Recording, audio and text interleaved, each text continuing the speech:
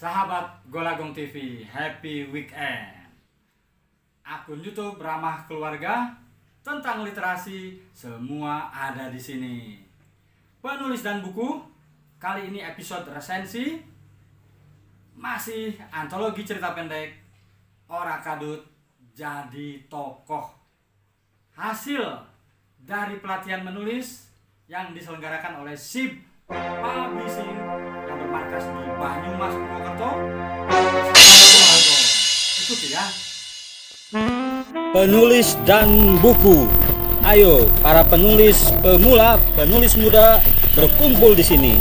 Buku cerpenmu atau novelmu akan saya bedah di sini. Di Golagong TV tentang literasi semua ada di sini. Sahabat Golagong TV, ini sangat menggembirakan. Di era pandemi COVID-19 ini justru tradisi menulis semakin tumbuh. Banyak komunitas-komunitas di Indonesia, komunitas sastra atau komunitas penulis, justru di saat lockdown ini mereka berpindah ke dunia literasi digital, menyelenggarakan kursus-kursus menulis secara digital, online, bisa lewat grup WhatsApp seperti yang saya lakukan di kelas menulis Golagong, atau juga ada yang webinar. Dan ini sangat menggembirakan. Saya mengkhususkan playlist penulis dan buku ini untuk saya dedikasikan kepada para penulis muda atau para penulis yang sedang bersemangat, penulis pemula. Mudah-mudahan resensi buku ini atau bedah buku atau bedah karya ini bisa memotivasi.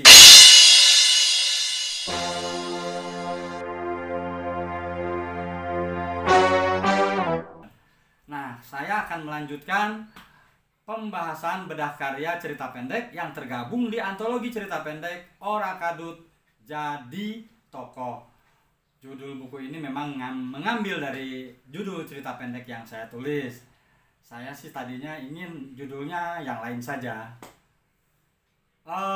Antologi cerita pendek ini tugas akhir dari pelatihan menulis yang diselenggarakan SIP Publishing bersama saya sebagai mentor Golagong. Nah, saya juga ikut meramaikan dengan menulis cerita pendek Ora Kadut Jadi Tokoh. Nah, kemarin sudah 4 episode saya bedah. Sekarang saya akan membedah cerpen berikutnya yang berjudul Difabel Milenial, ditulis oleh M. Daun L. Firdaus.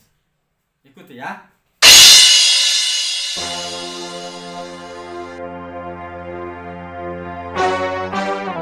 Judul cerita pendek yang akan saya bahas Difabel Milenial. Penulisnya M. Daun L. Firdaus. Ini sesuatu yang menggembirakan ini ya. Judulnya Difabel Milenial, ini menarik juga. Jadi kita bertanya-tanya, apa sih ini Difabel Milenial?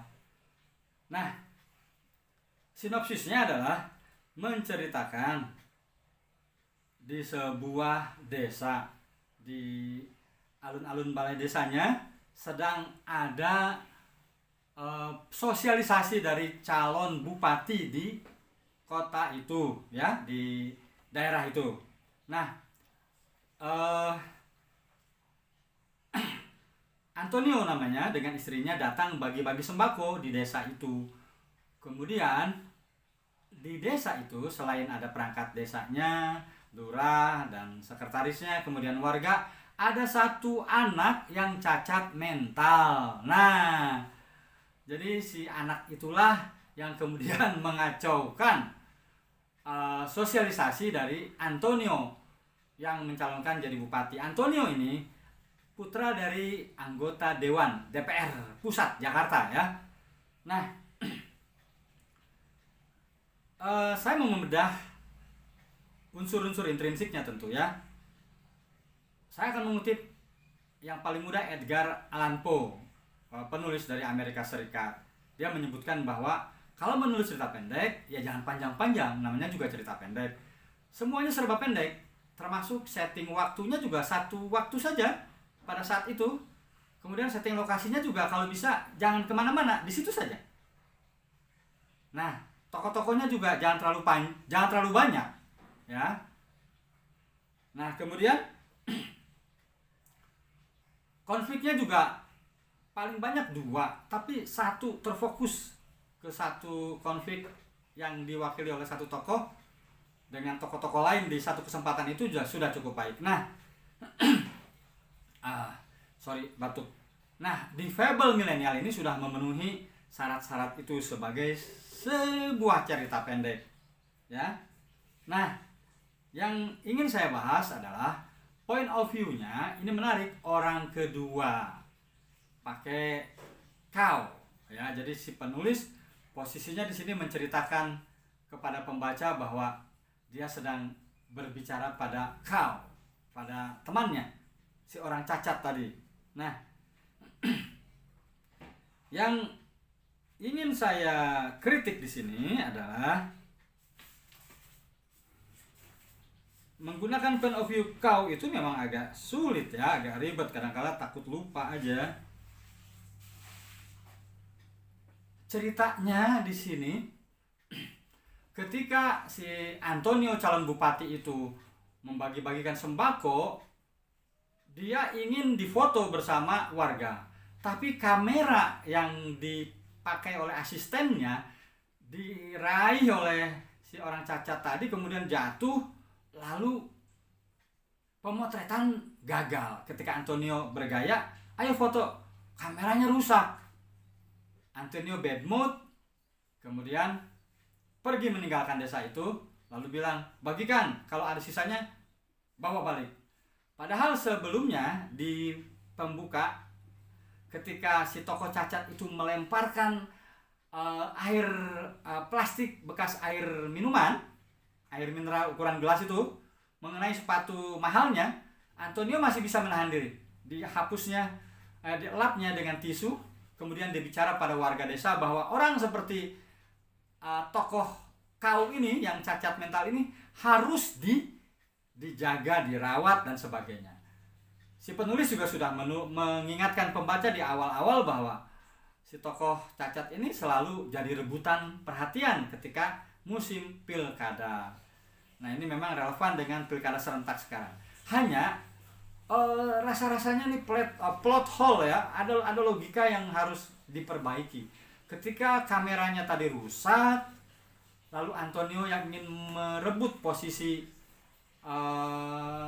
bupati agar terpilih di desa itu, ketika karakter awalnya dia begitu bijaksana menerima orang cacat tadi, tapi ketika kameranya rusak, tiba-tiba dia marah lalu meninggalkan desa itu. Nah, di dunia teknologi informasi ini sekarang, teknologi kamera terutama, Antonio datang bersama istrinya. Kamera yang dipakai oleh asistennya rusak, bolehlah dia misalnya DSLR. Tapi saya rasa Antonio dan istrinya dan juga tim suksesnya pasti punya kamera canggih dong, handphone canggih maksud saya. Dan persoalan tadi tidak sesuatu yang besar. Harusnya penulis di situ mencari solusi. Ya udah pakai kamera saya saja. Nah, memang boleh saja si penulis tadi membuat ending yang tadi tidak menyenangkan bagi pembaca. Antonio kemudian pergi sehingga pembaca berpikir, wah, Antonio ini gak usah dipilih deh. Itu juga boleh, gak apa-apa. Tapi saya ini mengajukan satu usulan bahwa logika ini harus dibangun dengan baik, ya. Jadi ini yang disebut plot hole, walaupun sah-sah saja.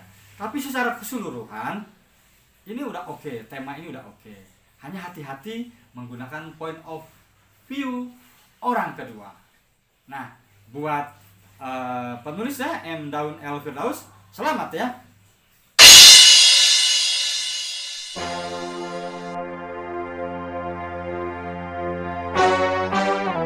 Memancing keributan. Nah, memancing keributan. Jadi memancing keributan itu penulisnya Musriah MPD. Nih, setelah saya baca, ini sekitar berapa halaman nih? 8 halaman. Oke, tadi saya kembali lagi ke itu ya, di Fable Milenial ini dia berapa halaman ya? Di Fable Milenial itu dari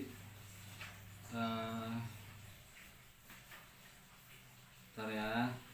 Di Fable itu dari halaman 58 sampai halaman 679 halaman. Nah, sekarang memancing keributan itu 8 halaman, 68 sampai 76. Setelah saya baca, saya merasa judul ini kurang menarik. Mohon maaf.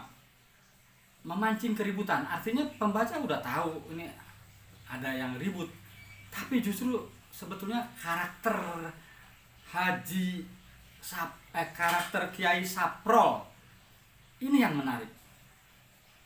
Saya sih menyarankan judulnya itu Kiai Saprol. Dalam penulisan cerita pendek memang disarankan judul-judul itu tidak memberitahu. Disarankan judul itu dari unsur karakter tokohnya, who, atau setting lokasinya, atau setting waktu. Jadi 3 unsur ini sebetulnya disarankan oleh para penulis pendahulu untuk jadi judul cerita pendek. Misalnya, Amatohari itu apa ya judulnya ya? Bukit Cibalak kalau nggak salah ya, itu setting lokasi. Terus ada yang judul satu kata ada, saya lupa deh judul cerita pendeknya. Nah, memancing keributan ini menceritakan tentang Kiai Saprol yang dikultuskan di sebuah desa, disakralkan, tak ada yang berani menegurnya. Dan setting waktunya sekarang saat COVID-19 merajalela. Jadi setting waktunya sekarang dan COVID-19. Nah, tokoh lainnya itu adalah Pak RT warga, dan ada tokoh yang menentang Kiai Saprol yaitu Guplo.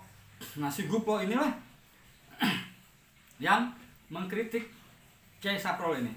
Jadi apa kata Kiai Saprol, warga harus mengikuti. Bahkan ketika yang disarankan oleh Kiai Saprol itu atau ceramahnya itu salah, warga harus ikut. Nah, ini menarik representasi sekarang, bagaimana ini semacam kritik sosial ya, bagaimana kiai-kiai kita atau misalnya ustadz-ustadz atau juga umat-umat Islam menyikapi corona ini ya, COVID-19 ini. Di kampung saya juga ketika, mohon maaf nih, ketika ada ulama terkena COVID-19, para santrinya tidak percaya, bahkan marah jika ada wartawan menuliskannya. Nah, Kiai Saprol ini di cerita pendek yang ditulis oleh Musriah MPD itu juga berfatwa bahwa dengan azan, dengan membacakan ayat-ayat Quran, itu penyakit atau orang yang terpapar COVID-19 akan sembuh. Jadi Kiai Saprol ini mengatakan atau berceramah kepada umatnya, jangan takut pada corona atau pada COVID-19, tapi takutlah pada Allah. Jadi dia menyarankan untuk tetap beribadah. Kata dia, bioskop dibuka, kenapa masjid ditutup? Jadi cerpen ini memang seperti Plato bilang, mimesis dari kejadian sehari-hari. Nah, ending dari cerita ini, ketika dikritik si Kiai ini, lalu ending ceritanya Kiai Saprol marah, pergi meninggalkan si Guplo dan majelis. Di dalam satu diskusi yang paling menarik dalam cerita ini, dibukanya pada peristiwa sedang majelis. Kiai Saprol dikritik oleh Guplo lalu marah, pergi meninggalkan majelis. Nah, jadi cerita dibuka oleh peristiwa itu, kemudian flashback. Jadi ceritanya alur mundur. Jadi dibuka oleh satu majelis, kemudian endingnya diulang paragraf itu. Jadi Kiai Saprol pergi meninggalkan majelis. Jadi kritik saya sih tadi adalah judulnya yang harus diubah. Dan nah ini mohon maaf, Musriah, MPD dalam cerita pendek atau dalam dunia fiksi, creative writing memang tidak lazim menuliskan nama beserta gelar. Biasanya nama-nama formal seperti itu adanya di academic writing. Contohnya misalnya Budi Dharma. Budi Dharma itu profesor. Dia tidak menuliskan Profesor Dr. Budi Dharma karena secara estetik itu tidak nyaman pembaca membacanya. Jadi ketika membaca penulis cerita pendek atau novel mencantumkan gelar akademisnya, biasanya para pembaca merasa bad mood karena merasa akan dinasihati oleh ceramah-ceramah akademis. Selebihnya cerita pendek ini oke.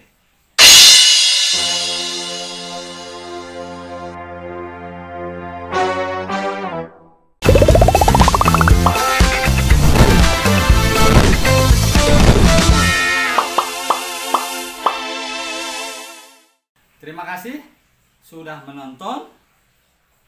Kirimkan novelmu atau antologi cerita pendekmu atau juga beserta komunitas, bukan hanya perorangan saja, ke Golagong TV, Komplek Hegar Alam nomor 40 Serang 42118 Banten. Insya Allah antri memang akan saya bedah dengan segala keterbatasan. Sesama penulis saling memotivasi.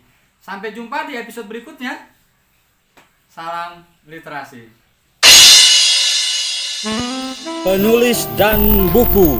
Ayo para penulis pemula, penulis muda berkumpul di sini. Buku cerpenmu atau novelmu akan saya bedah di sini. Di Golagong TV tentang literasi semua ada di sini.